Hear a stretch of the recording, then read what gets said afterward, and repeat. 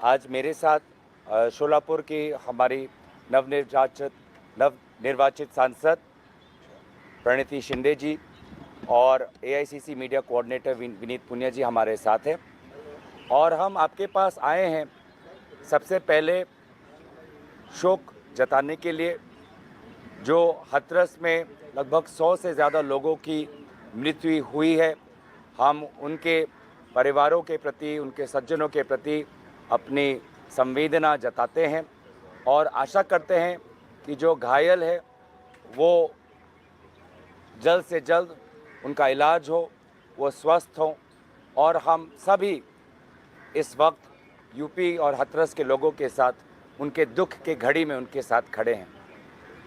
साथ ही दोस्तों, मैं ये भी कहना चाहूँगा कि कल हमने एक बहुत दुखद नज़ारा सदन के अंदर देखा। कांग्रेस पार्टी की मांग और विशेष रूप से आदरणीय राहुल गांधी जी की मांग ये थी कि इस 18वीं लोकसभा सत्र में राष्ट्रपति अभिभाषण पर मणिपुर के दोनों सांसद अपनी बात रखें।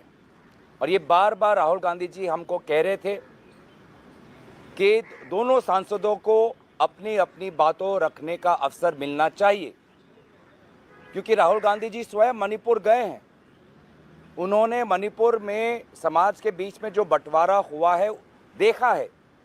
सिविल वॉर जैसे एक वातावरण वहाँ पे है और इसीलिए राहुल गांधी जी जानते थे कि अगर हमने एक पक्ष को आवाज़ रखने का अवसर दिया और दूसरे पक्ष को आवाज़ रखने का अवसर नहीं दिया तो बहुत गलत संदेश सदन से मणिपुर के लोगों को जाता है। ये बात राहुल गांधी जी बहुत खूबी से जानते थे और इसीलिए हमारे पहले जो सांसद हैं मणिपुर के, उन्होंने पहले दिन पर अपनी बात रखी। जो शहरी इलाके से आते हैं, इनर मणिपुर से आते हैं, इम्फाल से आते हैं। और कल हम चाहते थे जो हमारी पहाड़ी क्षेत्र जो है मणिपुर का, आउटर मणिपुर के जो सांसद है अल्फ्रेड, वो अपनी बात रखे। लेकिन अफसोस कि जहां पर हमारी संवेदना मणिपुर के साथ है, प्रधानमंत्री मोदी जी अपने सामने मणिपुर की व्यथा नहीं सुनना चाहते थे। हमारी मांग स्पष्ट थी कि हमें पता है कि प्रधानमंत्री मोदी जी को 4 बजे आना है, उनको अपना भाषण देना है। हमारी मांग इतना ही था कि आप बस 2 मिनट आप हमारे मणिपुर के सांसद को अपनी व्यथा, अपना पक्ष और मणिपुर में शांति और अमन की एक याचना व्यक्त करने का एक अवसर दें। लेकिन अफसोस 2 मिनट नहीं मिला और 2 घंटे हमें सुनने पड़े प्रधानमंत्री को, जिस पर उन्होंने वही पुराने एलिगेशन, वही पुराने आरोप, कभी चुटकुले, कभी मजाक, कभी तंज किया। उन्होंने राजनीति को एकदम निम्न स्तर तक लेके गए और एक सांसद जो वहाँ पे चिल्ला रहा था, बोल रहा था कि मुझे बोलने दो, उनकी बात सुनने का धैर्य उनके पास नहीं था, सहानुभूति नहीं थी, दिल में जगह नहीं थी। और इसीलिए उस क्षण में हमारे उत्तर पूर्वांचल के सांसद, आपने देखा होगा कि उत्तर पूर्वांचल के सभी सांसद हम वेल में आ गए। मणिपुर के 2 सांसद आए, मैं उनके साथ आया, फिर मेरे साथ नागालैंड के सांसद आए, मेरे साथ फिर मेघालय के सांसद आए और हम सभी ने एक दूसरे का हाथ पकड़कर हमने इंसाफ की गुहार लगाई। हमने इंसाफ की गुजारिश की, न्याय की गुजारिश की।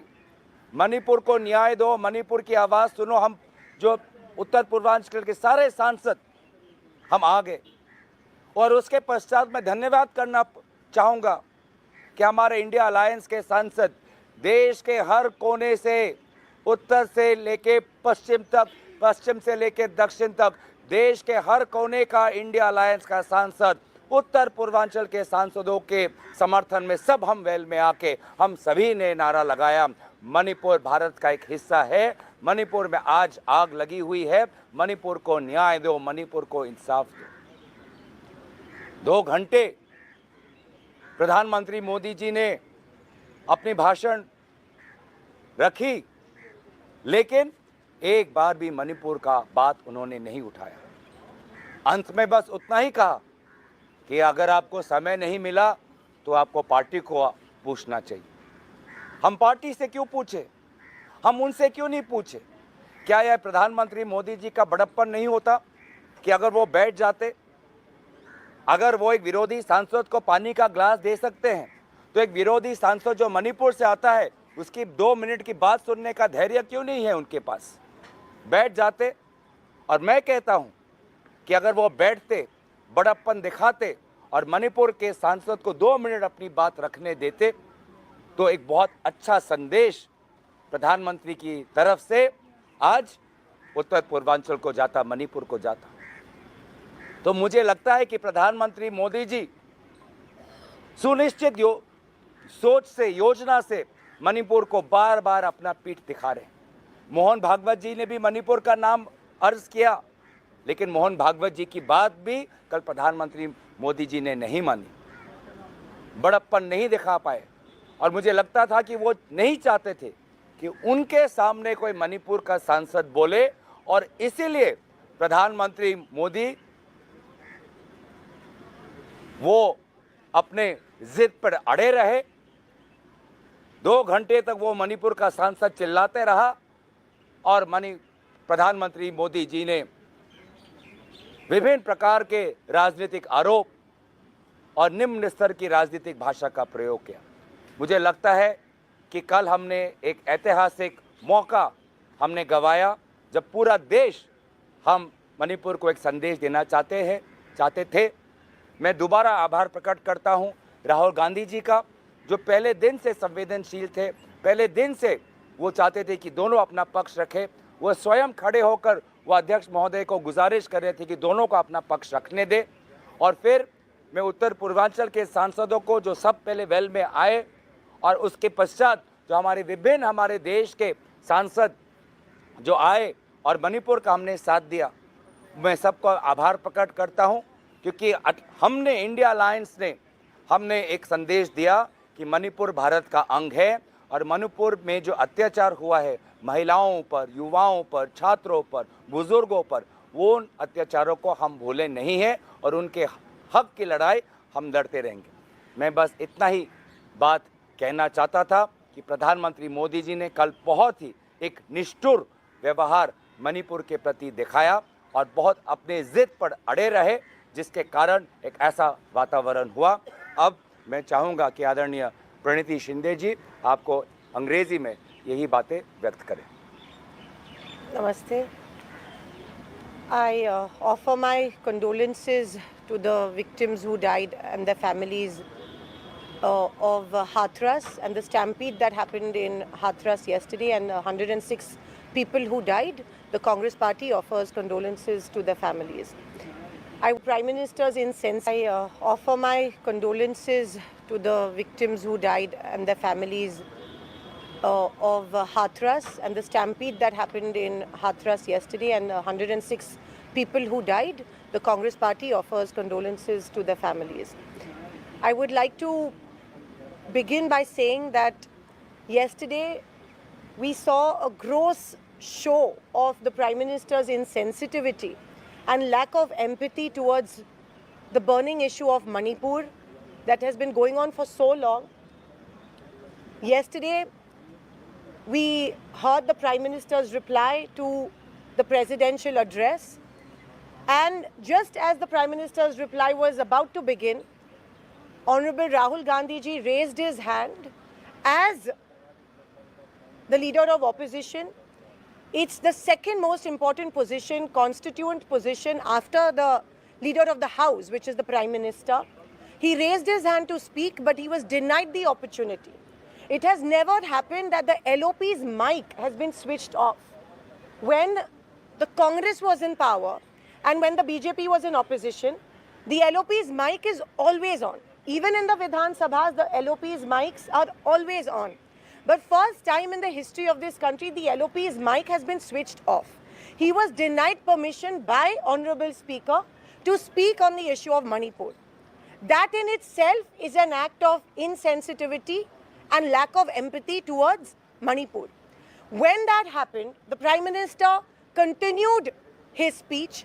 All of us, we identified with the problems of Manipur. India Alliance has strongly stood by the people of Manipur and the MPs of Manipur who wanted a minute, I would say, because we kept asking the Speaker, sir, we just want a minute. All we wanted is 60 seconds to bring in front of the Prime Minister, who probably either is not aware of the problems of Manipur, he doesn't want to face the people of Manipur, he doesn't want to go to Manipur.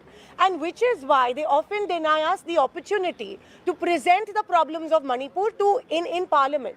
The two MPs, there are two MPs from Manipur who were denied the opportunity, who were not given the opportunity to speak. One was given the opportunity, but yesterday, and which is why they often deny us the opportunity to present the problems of Manipur in Parliament. The two MPs, there are two MPs from Manipur who were denied the opportunity, who were not given the opportunity to speak. One was given the opportunity, but yesterday, in front of the Prime Minister, because we wanted to draw the Prime Minister's attention. The Prime Minister does not belong to a particular party when he is representing the country. He belongs to the entire nation. The least we expect from him is sensitivity. When so many people have died, when women have been paraded naked in Manipur, the least we expect of you is 60 seconds. Just listen to us for 60 seconds, but they were denied that opportunity, the MPs. Our whip, Honorable Gaurav Gogoi ji, and the MPs, everybody got into the well. We followed them into the well. Entire India opposition leaders, MPs followed them into the well. We were trying to tell the Speaker, just give us 60 seconds, that's all we wanted, but we were denied we were denied the permission.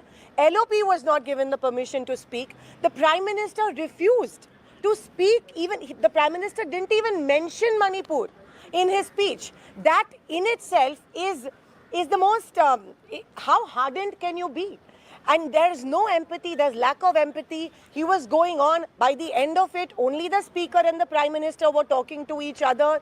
And of course, the MPs were thumping the desks. There was absolute noise in Parliament. He did not mention any of the important issues. We were telling him that Manipur pe jo अन्याय हुआ है, उसके बारे में हमको बोलने दो. He did not pay heed, and this is not the first time that it has happened. They talk about infrastructure that has happened in the northeast. Why doesn't he use those roads to reach Manipur?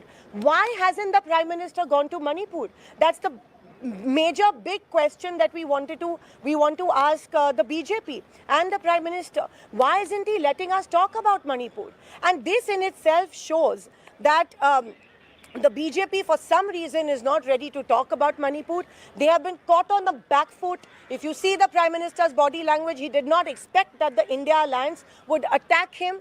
The BJP has gone on a back foot, which is why they're not expecting that India Alliance would be attacking them on so many fronts. They thought he's going to have, the upper hand and one-man show, but that's not going to happen. Sorry to say that to you, Mr. Prime Minister. We're not going to let that happen. We're a constructive opposition. You have to respect the opposition.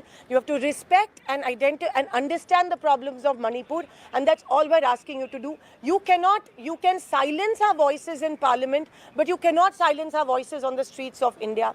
We represent the voice of India. We represent the voice of Manipur, and you cannot deny us that opportunity. And wait for the days to come. We are going to continue with our agitations inside and outside Parliament. We are going to make the Prime Minister accountable and answerable. He is responsible for whatever has happened in Manipur. He is responsible for the atrocities committed in Manipur, and he is also answerable and accountable.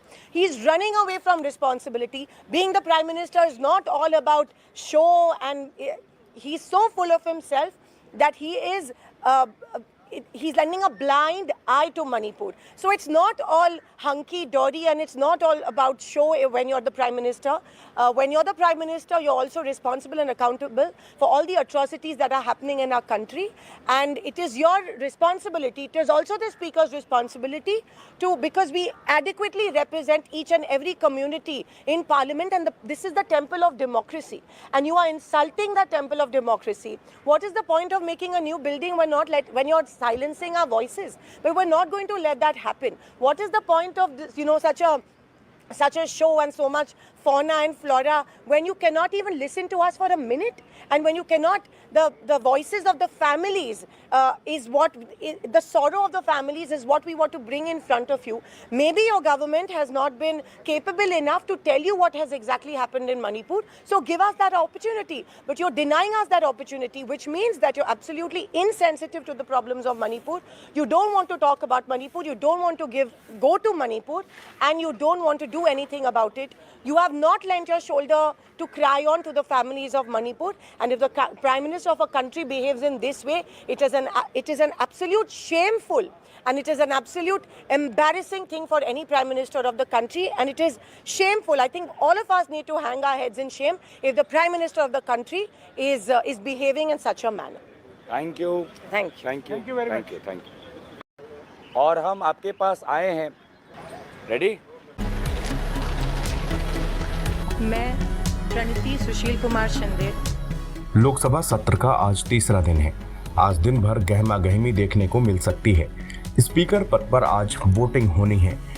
NDA की तरफ से ओम बिरला नामांकन कर चुके हैं और वहीं उनके सामने महागठबंधन की तरफ से के सुरेश ताल ठोक रहे हैं।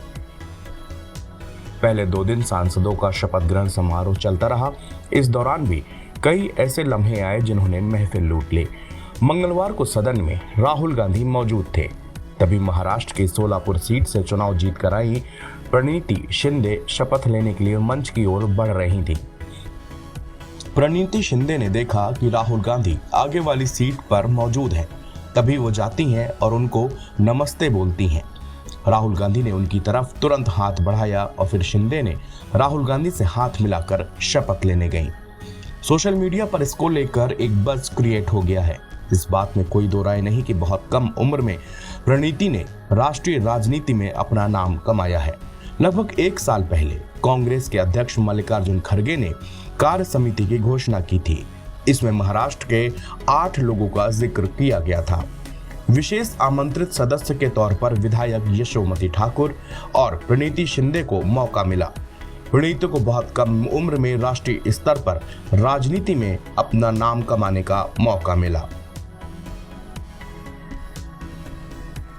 प्रणीति शिंदे महाराष्ट्र के पूर्व मुख्यमंत्री और पूर्व केंद्रीय मंत्री सुशील कुमार शिंदे की बेटी हैं। इस समय वो महाराष्ट्र में विधायक हैं। सोलापुर से 3 बार विधायक चुनी जा चुकी हैं। मुंबई के सेंट जेवियर कॉलेज में उनकी पढ़ाई लिखाई हुई है। इस बार के चुनाव में वो सोलापुर से ही सांसदी का चुनाव जीत चुकी हैं। प्रणीति शिंदे अंग्रेजी के साथ साथ अच्छी हिंदी और मराठी भी बोलती हैं। प्रणीति शिंदे मुंबई के ही गवर्नमेंट लॉ कॉलेज से वकालत पास कर चुकी हैं और सामाजिक कार्यों में बढ़ चढ़कर हिस्सा लेती हैं। शिंदे ने पहली बार 2009 में सिटी सेंटर निर्वाचन क्षेत्र पर कब्जा किया था। इसके बाद 2014 और 2019 में मोदी लहर में भी वो चुनाव जीतकर विधायक की हैट्रिक बनाई थी। मैं प्रणीति सुशील कुमार शिंदे, जो लोकसभा की सदस्य निर्वाचित हुई हूँ, ईश्वर की शपथ लेती हूँ कि मैं विधि द्वारा स्थापित भारत के संविधान के प्रति सच्ची श्रद्धा और निष्ठा रखूंगी। मैं भारत की प्रभुत्व और अखंडता अक्षुण्ण रखूंगी तथा जिस पद को मैं ग्रहण करने वाली हूँ उसके कर्तव्यों को श्रद्धा हुआ है। हमारी बहन बेटियों के साथ रेप हुआ है, बलात्कार हुआ, इन्हीं के पदाधिकारी थे। क्यों इनके साथ कोई हुआ? डर है तभी तो। डराने काम बीजेपी करती रहती है। राहुल गांधी ने भी कहा कि असल हिंदू कभी भी डराने का काम नहीं करेंगे, तो मोदी जी ने उस पे उन्होंने बोल दिया कि आप हिंदुओं पे सवाल उठा रहे। हिंदू कभी भी न डराता है, न लड़ता, न लड़ना चाहता है। हिंदुओं के अंदर सनातन है। सनातन धर्म का मतलब है आपस में प्यार करना, आपस में भाईचारा बनाना। ये सनातनी कभी नहीं कर सकते हैं। और बीजेपी हमारा ठेकेदार नहीं है।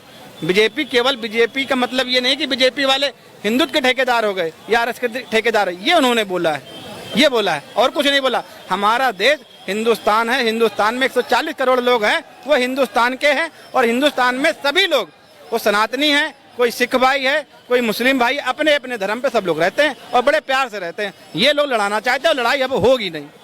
अब ये लड़ाई करना नहीं चाहते, कोई भी लड़ाई करेगा नहीं। ये भी बोला जा रहा है कि अयोध्या की जो जनता थी वो ये डराने धमकाने की जो राजनीति है भाजपा की समझ चुकी थी। यही कारण है कि जो हार मिली। अयोध्या की नहीं, खाटू श्याम की, चित्रकूट की, रामेश्वर की, जहाँ जहाँ भगवान हमारे हैं उन्होंने ये संदेश दिया है कि इन लड़ाने वालों से, इन दंगा करने वाले से, ये हिंदू मुस्लिम करने वालों को हमने साथ छोड़ दिया। हिंदुओं भाई, भारत के 140 करोड़ हिंदुओं, आप इनका भी साथ छोड़ दीजिए। जिस तरह के हमने साथ छोड़ दिया है वैसा ही छोड़ दिया। अभी आप देख लीजिए, कहते हैं पेड़ लगाया बबूल का तो आम कहाँ से हो, और जल्दबाजी का काम शैतान का होता है। जल्दी जल्दी में अयोध्या के सड़कें बनाई, आज अयोध्या की सड़कें टूट गई हैं। जहाँ राम पथ बना हुआ है वहाँ आप पैदल जा नहीं सकते, इतना इतना पानी भरा हुआ है। भगवान राम के नाम से तुमने चंदा खाया और आज वो चंदा सामने नजर आ, कितना घोटाला किया है। जिस दिन आपकी सरकार, अभी तो आप इतने पे आए हो, 2 बैसाखी पर आए हो, आने वाले वक्त में जब आप खुद नहीं रहोगे तब आपको पता चलेगा आपने हिंदुओं के साथ कितना खिलवाड़ किया, हिंदुओं के धर्म के साथ कितना खिलवाड़ किया है। केवल आप राजनीति लेने के चक्कर में, आप वोट लेने के चक्कर में हिंदुओं के जज्बात से खेलते थे। अच्छा, अग्निवीर योजना को लेकर भी मुद्दा उठाया राहुल गांधी ने, बोला कि यूज एंड थ्रो मजदूर बनाया है। बिल्कुल बनाया। अगर आप अग्निवीर 4 साल का बना सकते हैं तो सांसद, विधायक, प्रधानमंत्री 2 साल का क्यों नहीं बन सकता है? अगर आप किसी गरीब बच्चे को जो मेहनत करता है, दिन रात दौड़ता है और वो 4 साल की नौकरी करने जाएगा, तो आप प्रधानमंत्री एसी में बैठ के 2 साल के क्यों प्रधानमंत्री बन सकते हैं? मुख्यमंत्री 2 साल का क्यों नहीं बन सकता है? सांसद का 2 साल क्यों नहीं बन सकता है? विधायक 2 साल का क्यों नहीं बन सकता है? उसके लिए आपने योजना लाते। आप सभी गरीब, हमारे जितने भी सैनिक भाई हैं, पुलिस वाले हैं, रेलवे, आपने सबकी पेंशन बंद कर दी। आप अपनी पेंशन क्यों नहीं बंद करते? एक भी नेता अपनी पेंशन बंद करके दिखा दे कि हाँ, मैं देश के लिए सनातनी, मैं हिंदू हूँ, हिंदू के लिए या हिंदुस्तान के लिए अपनी पेंशन छोड़ता हूँ, तो मान जाऊँ मैं कि बीजेपी वाले इतने बड़े हिंदू हैं। कभी कोई काम किसी भगवान के नाम पर चंदा देकर दिखा दे कि हाँ, हमने चंदा दिया है मंदिर के लिए। एक भी नेता बता दिया आपने दिया हो। खाली फीता काटना, चिल्लाना, फीता काटना, चिल्लाना, इनका यही काम है बस, और कोई दूसरा कोई काम नहीं। क्या कहना है आपका इस बयान पे जो राहुल गांधी का है कि डराना धमकाने का काम क्या है भाजपा? हाँ, डराने धमकाने का काम करती आती है भाजपा, तो कर ही रही है। सरकारें गिराती है वो सीधा खुलेआम। जब भाजपा पूरी सरकार गिरा देती है, एक एमएलए, एक विधायक जो होता है, जो जितने लोग उसको चुनते हैं, उसे धमका देती है, तो ये तो आम जनता है।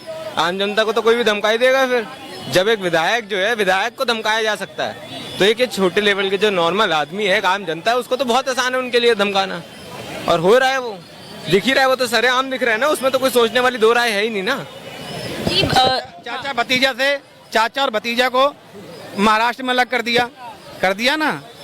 शिंदे पर आप शिवसेना को आपने अलग कर दिया। छत्तीसगढ़ में आपने सरकार तोड़ के कर। कितने उदाहरण हैं आपके कि आपने डराने का काम किया है। आपने फूट करो, राजनीति करो, फूट करो, राजनीति करो। आपके 2 ही काम रहे हैं, फूट करो, राजनीति करो, हिंदू और मुस्लिम, हिंदू और मुस्लिम। और बीजेपी के पास कोई मुद्दा आज तक रहा ही नहीं है। विकास की बात करो, इतने पेपर लीक हो रहे हैं। एक बार ही प्रधानमंत्री, गृह मंत्री बोल दे कि हमने ये मुद्दा उठाया है, अगर विपक्ष मुद्दा उठाता है तो माइक बंद कर दिया जाता है। जो बच्चे, जिनके माँ बाप किसान के बेटे बेचारे पैसा कर्जा लेके धान गेहूं बेच के अपने बच्चों को दिल्ली, बम्बई, कलकत्ता, कोटा पेपर देने भेजते हैं, वो घर पे आके बोलते हैं पापा मेरा पेपर बहुत बढ़िया हुआ और मैं आपकी बार नंबर आ जाऊंगा। अगले सुबह होता कि पेपर लीक हो गया। कब बोलेंगे प्रधानमंत्री, कब बोलेंगे गृह मंत्री, कब बोलेंगे मुख्यमंत्री? केवल क्या, हाँ होगा, कार्रवाई होगी। अरे कार्रवाई आप करोगे तो उस बच्चे के साल तो बता दो, उस साल को कब लाओगे आप?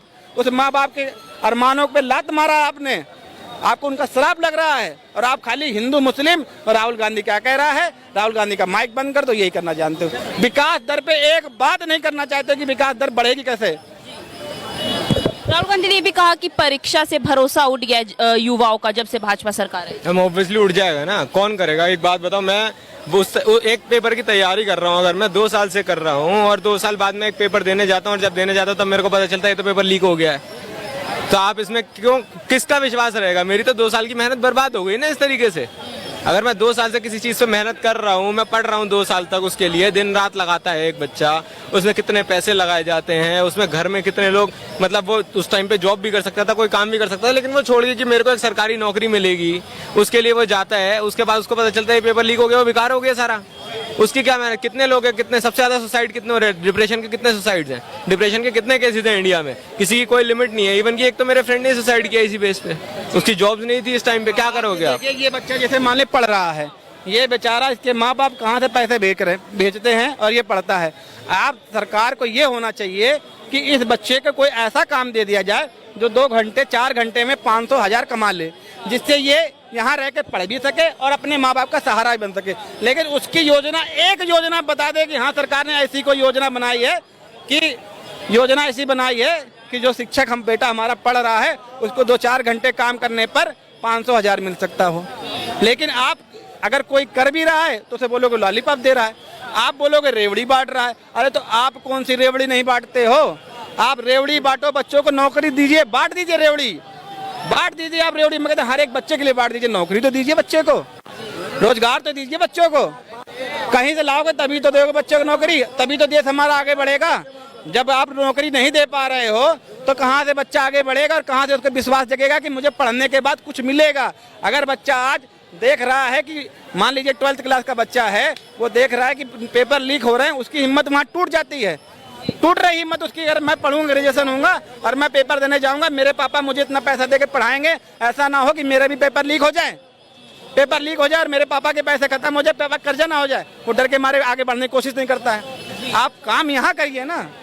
अच्छा, क्या कहना है, राहुल गांधी ने एक बड़ा चैलेंज दिया है, क्या कहना है आपको? बोले कि बड़ा चैलेंज दिया है राहुल गांधी ने कि गुजरात में भी इस बार हार